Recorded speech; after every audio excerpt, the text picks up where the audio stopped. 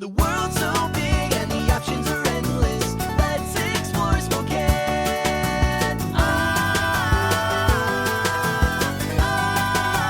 Let's explore Spokane. Hi, I'm Mason from the library, and the warm season is almost over, but I'm soaking up the last days of summer at this playground just outside the Liberty Park Library. Here in this park, you can play disc golf with frisbees, enjoy a picnic shelter, and of course, there's always this fabulous playground to play in. This playground is new. It was built last year. It's easy to assume parks like this appear out of nowhere, but I've been curious. How do new parks get made? And once they're made, who takes care of them? To learn a little bit more about our parks and the history of our parks, let's go visit the Central Library in downtown Spokane. We are at the Inland Northwest Special Collections, part of the Central branch of the library, and we're here with Dana, the archivist and librarian for this collection. Dana, can you tell us about this part of the library? I would be happy to. So the Inland Northwest Special Collections is where the library keeps historical and archival materials like books, maps, and photographs. These are items that might be rare or need special care, and a lot of the items in this collection are related to the Spokane region.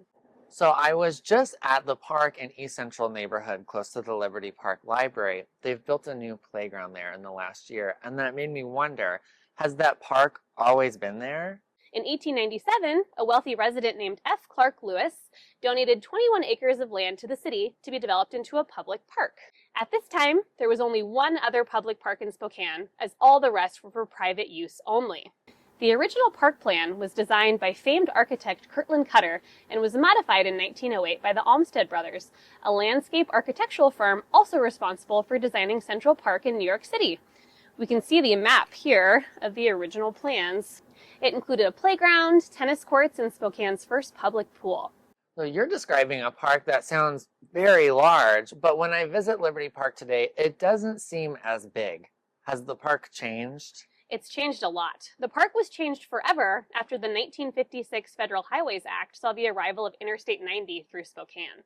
Today, you can see the ruins of the original park in the form of disjointed trails of basalt columns from the freeway. So this park was not always there. There are other parks in our city. When were they made? Yeah, many of the parks in the city of Spokane were also developed by the Olmsted Brothers when they were hired in 1908 to develop a citywide plan to turn Spokane into a city of parks. They recommended reserving more than 2,000 acres of land for public use. In fact, some of the parks detailed in the Olmsted Plan are still coming to fruition today, such as the Gorge Loop Trail around the Spokane River. The history of how our parks were made in the past is fascinating, but let's visit the Spokane City Parks and Recreation Department to learn more about how new parks are being made today. Thank you, Dana. Yeah, thank you. So we are here with Nick at the City Parks Department. Nick, can you tell me a little bit about what you do here? Yeah, so my name's Nick Hammett. I'm a landscape architect for the city. I actually work as a park planning manager. So I work on designing and building parks every day. You design and build parks. That sounds so fun. How does that happen? We want to have everybody be able to walk out of their house and walk to a park. So it's really important for us to make sure that our families, our parents, our kids are able to go to a clean, healthy outdoor space to breathe fresh air, run around, exercise, and be outside. So now that you know this, you know that parks help us become healthier individuals. How do you go about creating a park? It starts with, what do people want in a park, right? We find a piece of property that maybe we can buy. We buy that land, and then we start talking to schools, neighborhoods, people that live near these areas to say, what do you want in this park? And then it's our job to figure out how to build that. So you know that parks are good for people and everyone should be close to a park. You've listened to a given community and figured out what type of park they want, and you know exactly what they need. How do you go about creating that park? Sure. So we hire a team of architects and engineers. These are people whose their job every day to design and build things. We hire a team that is well suited to build a park. They draw all this out on a piece of paper. We get a set of plans. We talk to the city or others to get our permits, to make sure we have permission to do everything, so we're being responsible in nature and responsible with what we're doing, being good neighbors to the homes next to us.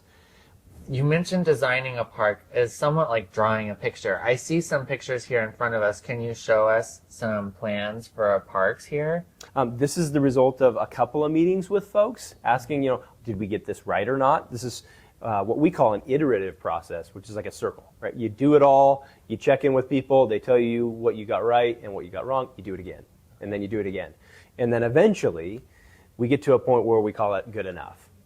We're never done when we're designing something, so all of the parts and pieces kind of keep moving around until we actually start building it. And even sometimes we move them around while we're actually building it. Now that I understand how much work goes into creating a park and making sure that it is made in the first place, I feel a little bit more grateful to know that some of my money is going to support that.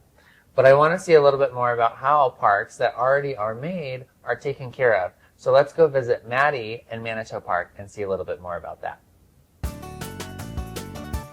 We are here at Manitou Park, one of Spokane's most loved parks, and we're joined today by Maddie. Maddie, can you tell us a little bit about what you do here? Well, I help maintain the gardens. My primary job is to maintain the perennial garden here, but I'm also responsible for the last few years. I've designed and planned Duncan Garden. I help maintain other areas of the park, and I'm also the volunteer coordinator here.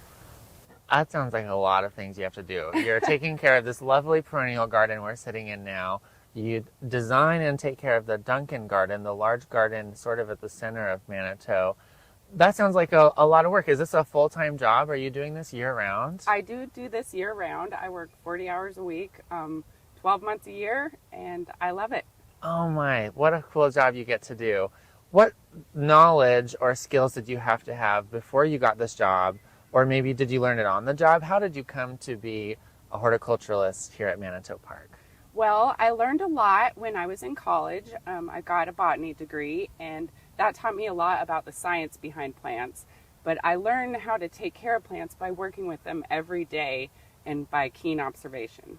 Wow. So there's a little bit of stuff you learned from school and then skill you learned on the job. Yes. Oh, that's wonderful.